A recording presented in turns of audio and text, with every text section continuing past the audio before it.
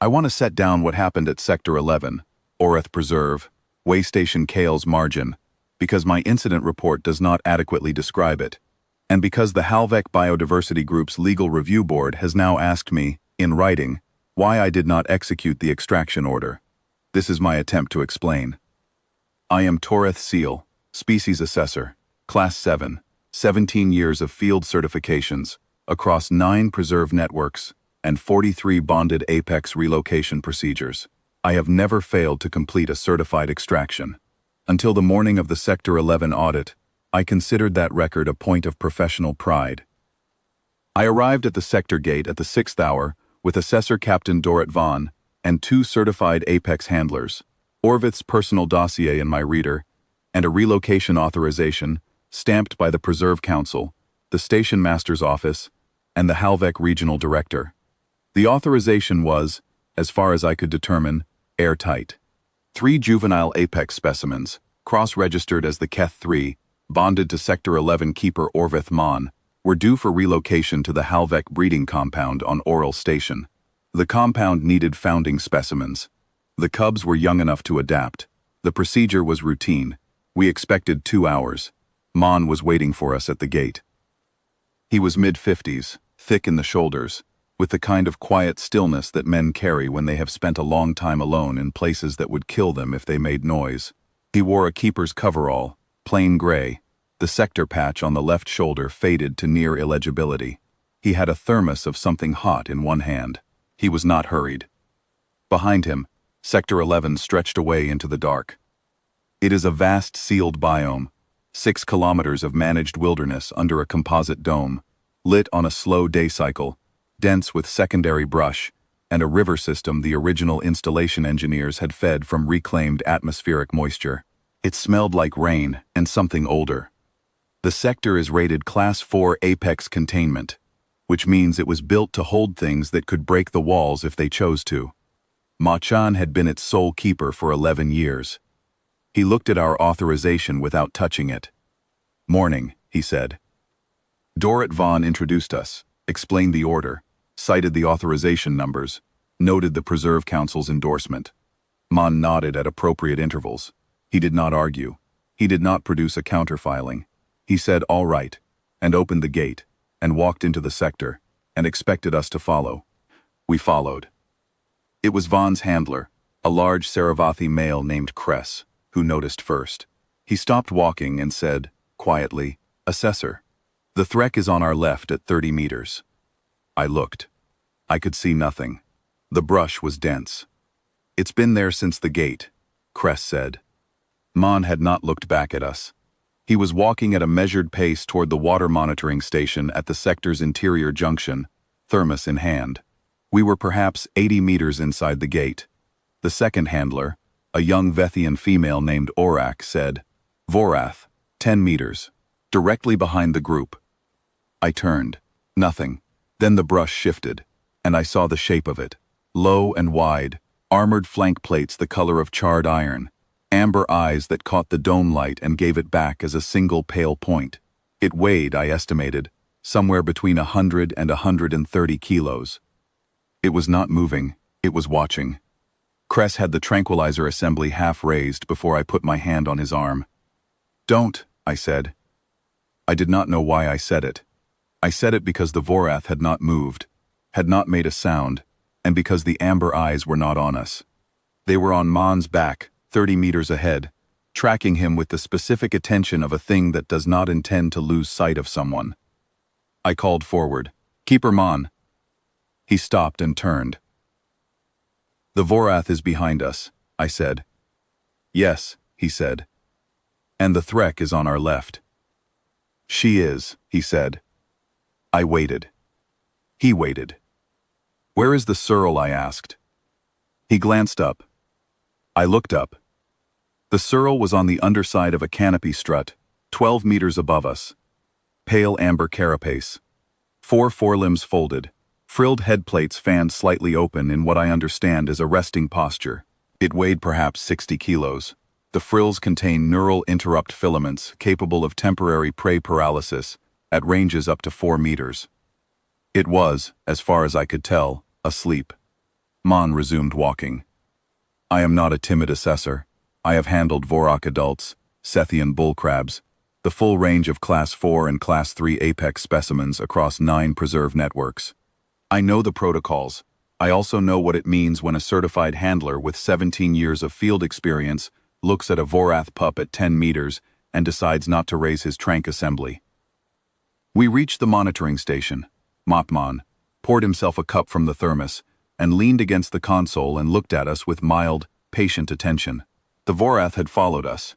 It was 15 meters back, in the brush, visible only because it had stopped caring whether we saw it. We'll need to begin the extraction procedure, Vaughn said. All right, Mon said. Vaughn looked at Cress. Cress looked at the brush. There is a standard approach protocol for bonded apex juveniles in a preserve setting. You establish a neutral zone. You deploy olfactory anchors tuned to the bond target's scent.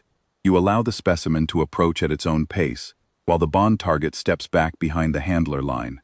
The specimen follows the bond target's scent toward the neutral zone and receives a low-level tranquilizer through a remote dispersal rig, barely more than a sedative, and the relocation begins. The protocol requires the bond target to step back behind the handler line. If you could step back to the gate perimeter, Vaughn said to Mon. Mon looked at him. You want me to go back to the gate? Yes. The protocol requires. They'll follow me. Vaughn paused. That's the point. The olfactory anchor. No, Mon said. I mean, they will follow me, all 3 of them. If I walk back to the gate right now, the Vorath will be at my left heel, the Threk will be on my right, and the Surl will be on the strut directly above me. They won't enter the neutral zone. They won't go near the olfactory anchors. They will go where I go. Vaughn stared at him. You can try it, Mon said, without hostility. Vaughn tried it. He sent Mon back 30 meters toward the gate and deployed the neutral zone and the olfactory anchors.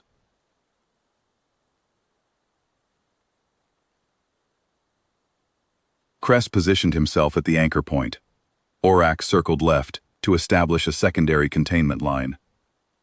Orak was back in 90 seconds. She reported that the Threk was now behind her, not threatening, not vocalizing, just there, at 4 meters, in a moving parallel track, following her route through the brush without apparent interest in the anchors, or Cress, or anything except the question of where she was going, relative to Mon.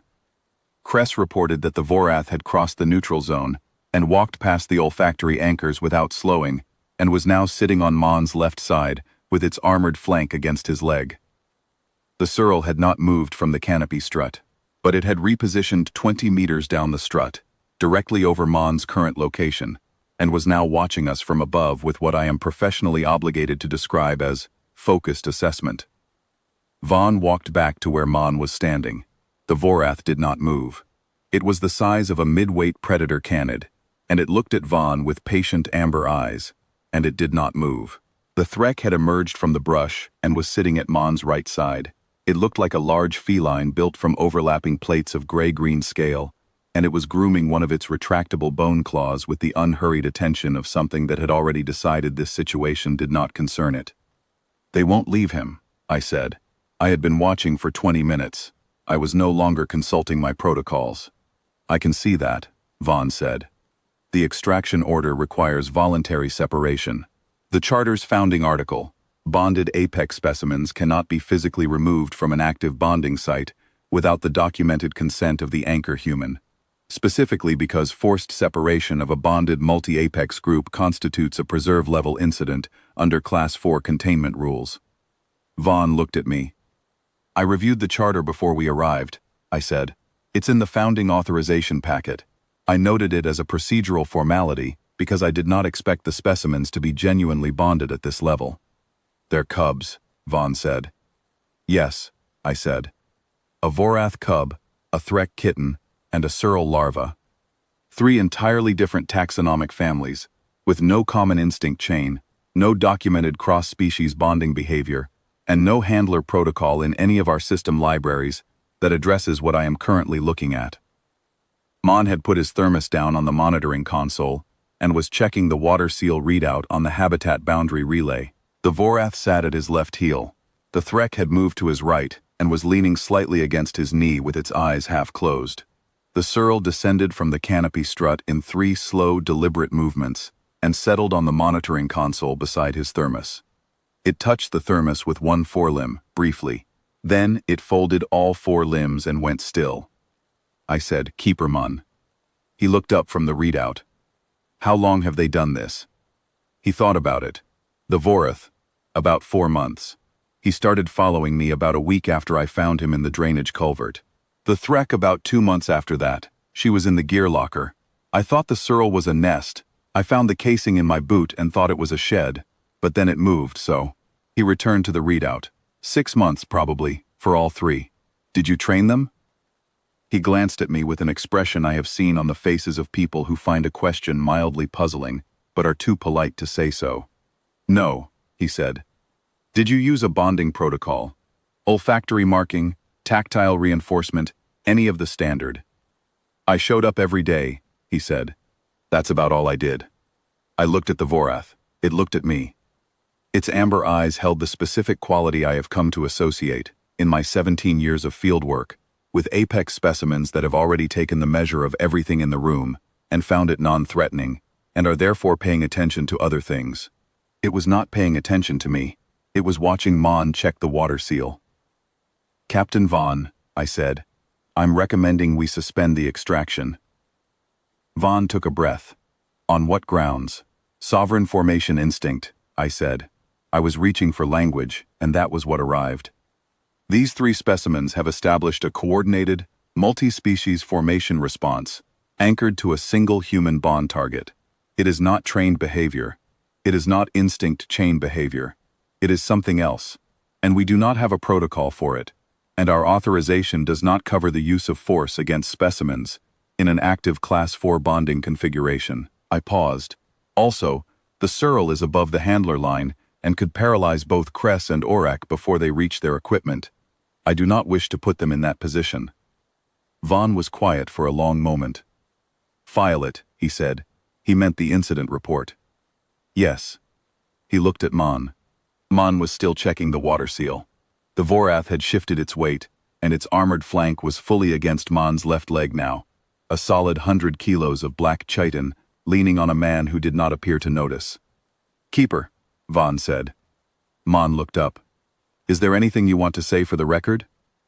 Mon thought about it. "The secondary water seal on the eastern boundary needs a replacement fitting," he said. "I've filed 3 maintenance requests. If someone could follow up on that."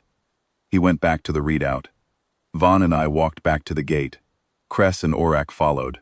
I looked back once from the gate threshold. Monin was at the monitoring console, entering his seal check data, thermos at his elbow. The Vorath was at his left heel, sitting with the particular upright stillness of an animal on watch. The Threk had moved to the console ledge and was lying along it with her chin on her forepaws, watching the sector.